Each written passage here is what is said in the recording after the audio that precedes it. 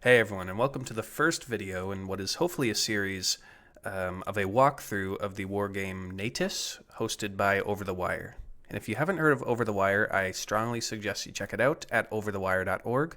But essentially, these are war games offered by the OverTheWire community, and their goal is essentially to help you learn and practice different security concepts in a sort of gamified way. One of the ones that a lot of people have heard of is probably Bandit, which is the first recommended war game that you go through, which kind of teaches you the basics of doing a CTF, a war game, the basics of different Linux commands you'll need to run, as well as a lot about the Linux operating system itself. So I highly recommend you start off with Bandit and then make your way over to Natas, which is basically a war game centered around teaching the basics of server-side web security. And each level is going to have its own URL that you can see here. And each level is going to have a username and an associated password. We're not always going to know the password other than for level 0 here, obviously. But if we were to navigate to this page, for example, you can see we're getting this HTTP basic authentication prompt. You may have seen this before when you're trying to access a website, but essentially we're given a 401 response here by the web server, and we're going to have to fill in the username and password, which we've been provided. So that's going to be Natas0 for both username and password here for this first level. And once we sign in, I'm going to hit don't save there. You can see we've authenticated to the web server. We can see the Natas0 header here. And our first challenge basically states you can find the password for the next level on this page. So there are a couple of different ways we can approach this. First, I'm going to show you how to do it in the browser. And then because I like to script as much as I can, I'm going to show you a simple curl script that we can create that will allow us a reusable script that we can use for some of these levels, which will help speed things up. Or if anything, it'll just give you a second method of finding the password for each of these levels. So again, if we start off here, it says you can find the password for the next level on this page. Well, I can't really see anything. If I highlight everything, I don't see any sort of hidden text or anything. But essentially, the solution to this is we're going to need to look in the source code of the web page. And you might be thinking, well, how can we look at the source code of a page that's rendered that we're visiting? Well, there are a couple of different ways you can do it. The most common, if you just right-click anywhere on the page, you'll see this context menu here. What we can do is hit View Page Source.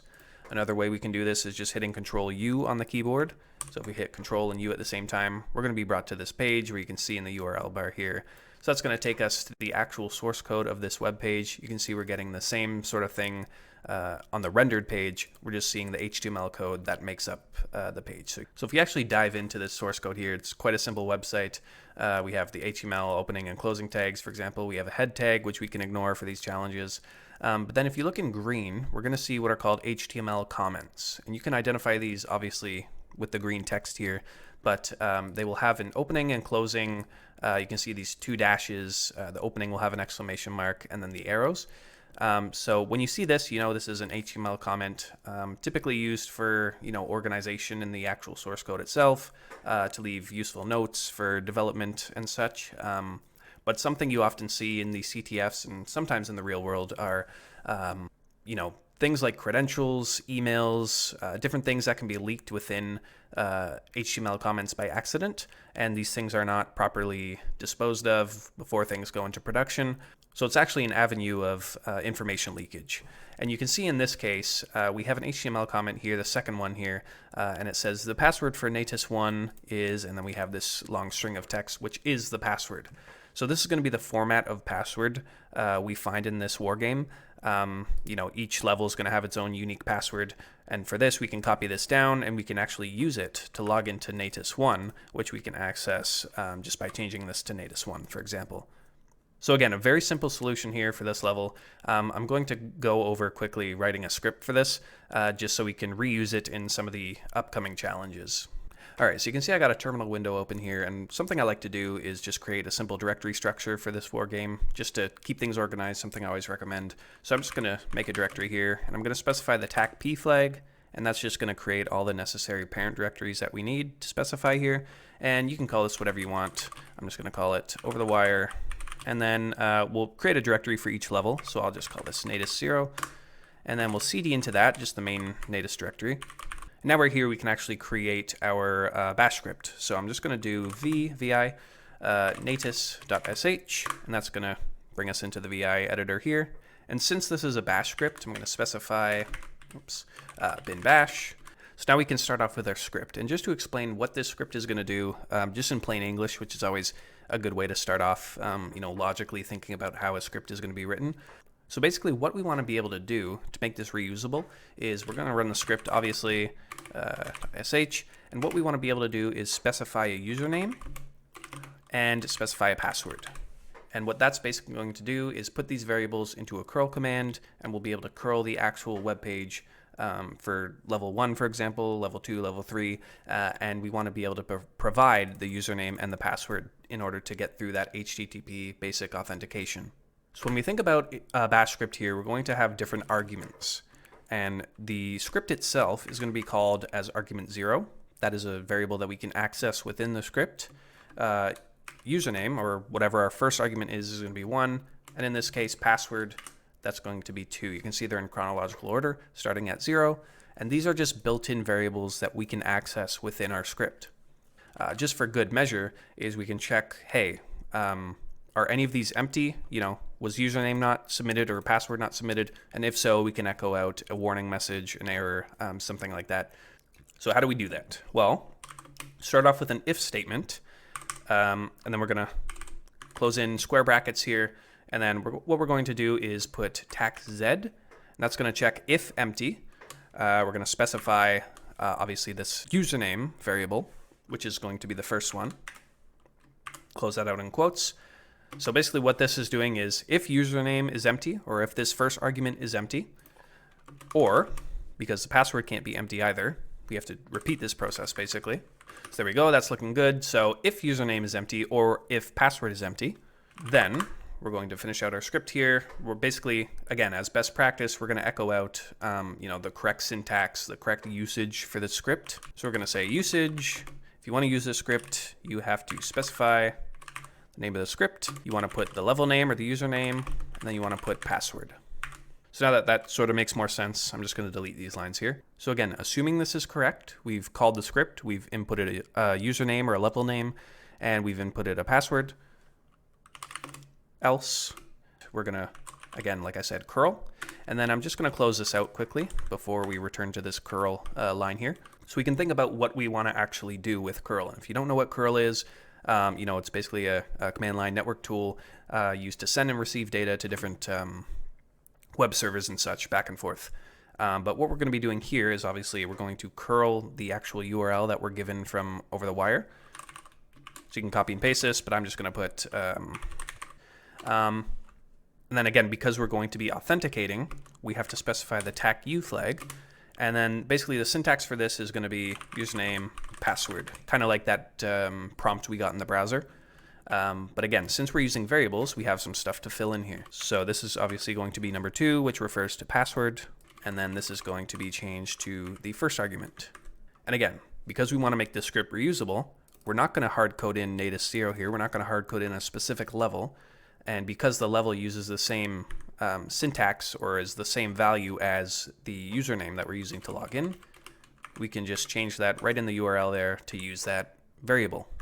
So now the script is pretty much done. I'm going to return to it in a sec, but just to run it and show you what happens if we, for example, don't put in an argument or we put in the correct argument, you'll see what happens. So we're just going to close this out. And then because this is a script we want to run, we want to set the executable bit. So we're just going to do chmod plus x and then specify the name of the script. So that's been done. You can see if we run an ls, the executable bit is set, specified by that x there. So now we can actually run this script. So again, thinking back to our usage, we're just going to run natas.sh. And then if we don't specify anything, well, we're going to get this warning message that we created. So it's actually using our if statement. It's saying, it's checking those variables or those arguments, and it's seeing that they're empty. If we just put in 1, for example, well, still, we didn't specify the name of the password. If we put in, well, Natas 0 and Natas 0 for the password, which were the credentials that were given to us for this first level here, well, we can run the script. And you can see we're getting some output here. So this is what would essentially happen if we were to curl, that URL and authenticate. And you can see what we're basically getting at is the source code of the web page is being sent over from curl and into the command line, and we can actually use this now, and we can send it to a file, we can pipe it to different commands. We now have access to this response. And you can see in one of the last lines here, we are getting this HTML comment again with the correct password. So something I just mentioned is we can pipe this output to different commands, because this is just the standard output that we're getting in the console. So what we can do, what did I run there? Oh, I'll do it again. So again, what we can do is pipe this to grep, for example, and we can actually search for specific strings in this output. So I'm just going to search for password. You don't need to put it in quotes, but I'm just going to search for password here, and this should, in theory, bring back this line and this line, which will essentially just filter the output and make it easier to read and easier to obtain the password. So there we go, and you can see highlighted in red those two lines I mentioned, and it's a lot easier to I guess, obtain the password, and we didn't need to actually go open this in the browser and view the source code. So one thing I'll quickly show you, you can see there's this progress bar here, and that's a built-in thing with curl, and we can actually silence this. So if we edit our script really quick, what we can do is just add one more flag to our curl command, and that's going to be tac s silent mode, which will basically just get rid of that progress bar. So we can run the same thing again, and we're just going to get the output here filtered with grep. So there we go. That's basically it. Two different ways to obtain the password for the first level. I kind of drew this out, but I wanted to show you that script, and we can actually, again, this is a reusable script, so what we can do is copy this password, run the command again. This isn't going to work for every level, obviously. They're not all this simple, but for Natas 1, for example, we're going to input Natas 1 as the username and the password that we've obtained as the password. We're going to run that same command again, and that's the password for level 2. Kind of skipping ahead here, but you can basically see how useful a reusable script is when we're using different variables and arguments. So yeah, that's about it. Again, I will try to walk through the remaining levels here. I think there are around 34. So I find the most valuable thing to gain from these challenges is really learning the why you would try certain things or why a solution is the way it is. So that's going to be my goal, basically, to go through these challenges in as much detail as possible and to cover all the different avenues you could take, the avenues I took when going through these challenges. So that's going to be it. I will see you again for the next time, and thanks for watching.